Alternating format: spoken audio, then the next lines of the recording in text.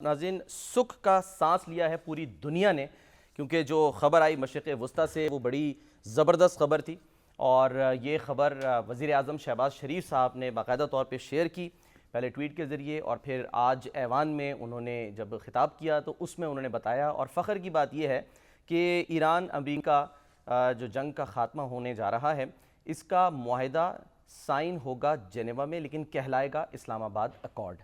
ایسا کیا ماضی میں بھی ہوا ہے؟ یہ شامی صاحب سے پوچھیں گے، لیکن آپ کو یہ بتا دیں کہ ڈونلڈ ٹرمپ جو ہیں انہوں نے جب ٹویٹ کیا تو انہوں نے کیا بتایا؟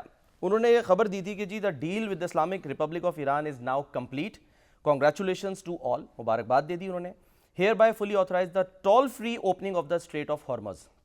یہ بڑی اہم بات ہے، وہ کہہ رہے ہیں کہ جی ٹول فری، یعنی اب کوئی جو ہے وہاں پر ایران ٹول وصول نہیں کرے گا، and simultaneously herewith authorise the immediate removal of the United States naval blockade, یعنی جو امریکہ نے جو بلاکیڈ کیا ہوا تھا اسٹریٹ آف ہارمز کا، اسے بھی فوری طور پہ ختم کرنے کا اعلان کیا۔ انہوں نے کہا ships of the world start your engines let the oil flu, یعنی اب تیل جو ہے وہ بہے گا، یعنی سمندر میں نہیں بہے گا بلکہ وہ ٹرانسفر ہو سکے گا پانی کے جہازوں کے ذریعے۔